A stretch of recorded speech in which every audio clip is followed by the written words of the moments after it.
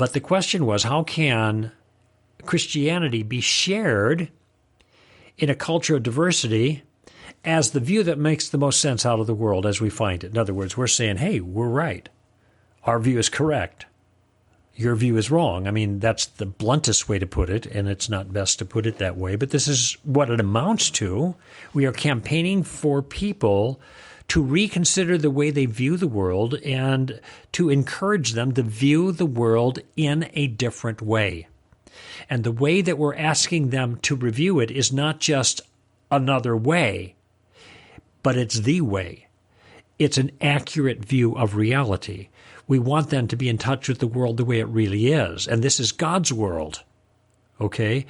And so in the culture nowadays, this means that we are going against the grain more than ever before. And what I explained to this person is that the trends of the culture now can really be daunting in light of the clear scriptural teaching of the Christian view of reality. And because it's daunting, in other words, if we represent the truth, given the culture is so ingrained against the truth in many ways, morally, spiritually, theologically, etc., then them's fighting words.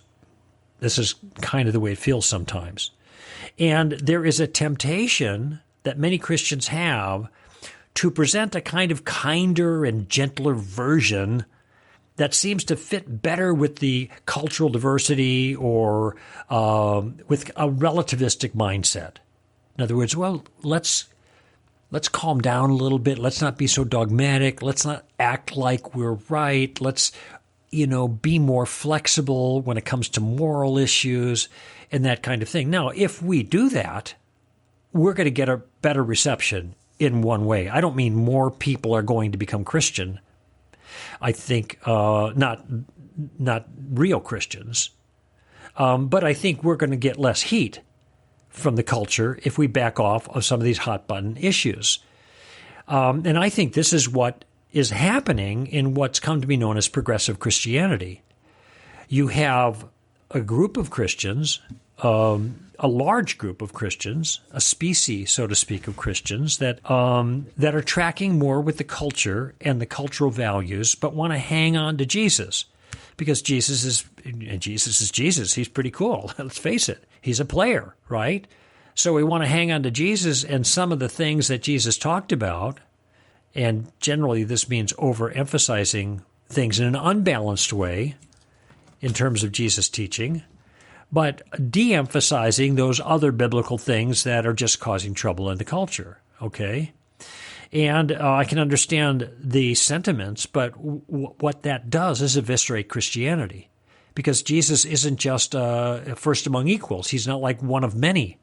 He's pretty cool, but there are other cool guys too, and they have different ideas, and so can't we all just get along? Can't we all just say, well, everybody's cool. Everybody's ideas are okay. And Jesus was really about just helping the poor and social justice and love, love, love. This is another area that it might be interesting to do a study on, go through the Gospels and isolate every single time Jesus talks about love. I think you're going to be stunned at how little he talks about it. But anyway, we're going to, in a diverse culture, the challenge that we're going to face is that Christianity simply seems to be out of step with the more enlightened trends. I get it. But I want you to understand that this has always been the case for Christianity. 2,000 years ago, Christian views and Christian values were vigorously countercultural.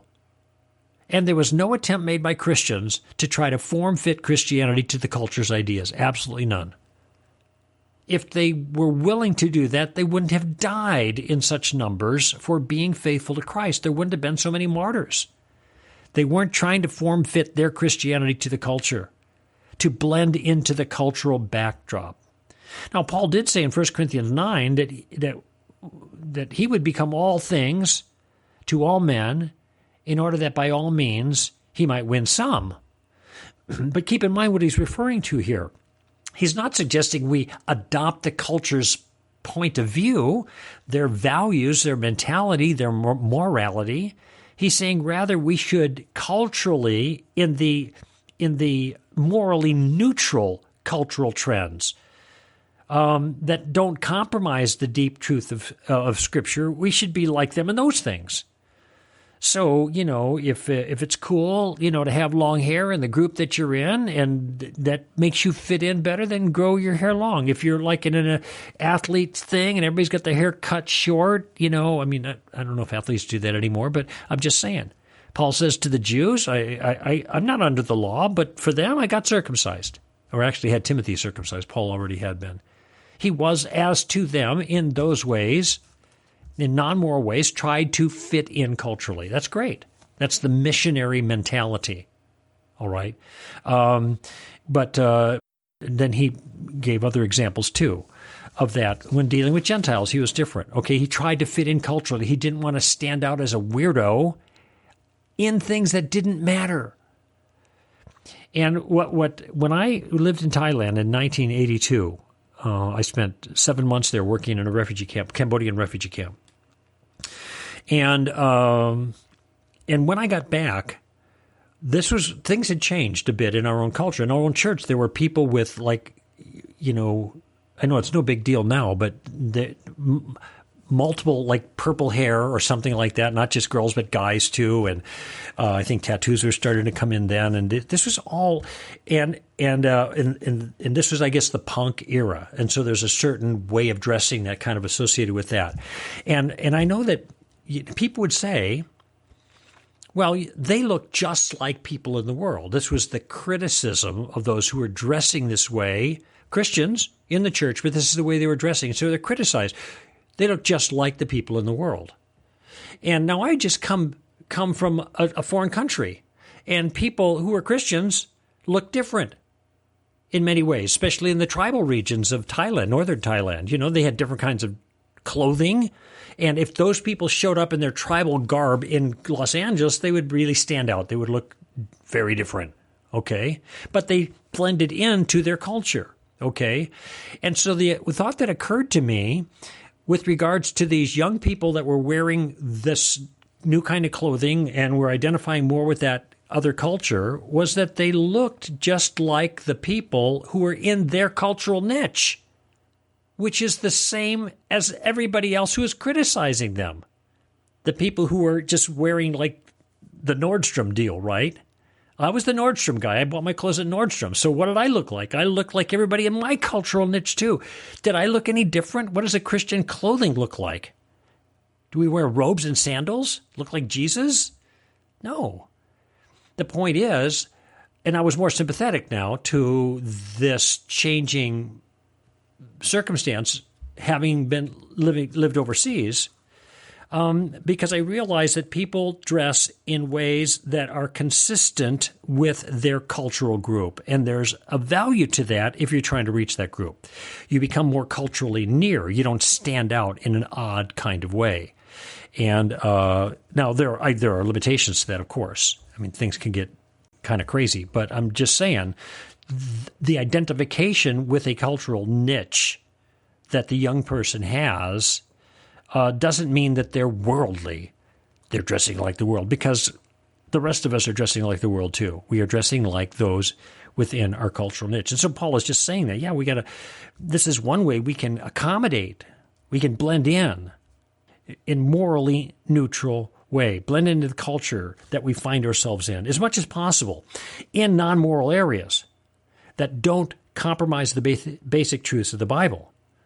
Now, Christianity doesn't fit in a relativistic view of the world because we're objectivistic. We're telling you the way reality is like.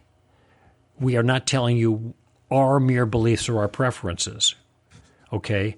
And this, of course, is part of the problem. If we don't act relativistic about our view, then our culture is going to take exception with with our posture, because this is dehumanizing. This is violating the person if we act as if our views are right and they're wrong. But let me just tell you something, and many of you already know this. There's no way to avoid this. Even the people who are complaining that we are violating somebody else's person by telling them they're wrong and we're right, essentially, is telling us that they're right and we're wrong. There is no way out of this. Everybody thinks they're right in their views, whatever those views happen to be, whether they're relativistic frame of mind or some objectivistic frame of mind. They all think they're right, which is why they believe what they believe. It's only the religious ones, or the Christians in particular, that are getting beaten up for it verbally. I think we have to resist the temptation to relativize our own view to avoid the heat. And in fact, relativism doesn't give us any grounds to respect anybody, anyway. If people are suggesting, hey, take on the relativistic view, well, then where are you going to get your morality from? Maybe my relativistic morality doesn't include respecting other people, so what are you going to complain about? It's only the Christian worldview based on the idea that there's a God who grounds objective morality and who made human beings in his image. That's what can do that. That's what can make sense of treating other people with respect and treating them with decency. It's a conversation, of course, we need to have with other people in a gracious and a genial way, but also a direct way. I don't think we should feel odd, out of place, because we're not backing down. Again, genial, friendly, gracious, be nice, but do not back down. There's no good reason to do so. It is lack of fidelity to our Lord. We are showing more concern when we do that, and I do think this is part of the animus behind the so-called progressive Christian movement. We are showing more concern for the thinking and the point of view of others regarding us than God regarding us. I was instructed once, reading through the Gospel of Mark, and I'm actually in the Gospel of Mark right now. I just read, I think, the 3rd chapter today. And so I'm working through it. But there was something that stood out for me, and I think it's it's Mark 15:15, something like that. 13:13 or 15:15, I'll look. And that's Jesus before Pilate. Okay, and when Jesus is before Pilate, I mean, the synoptic Gospels talk about that incident, but in Mark, there is a telling statement.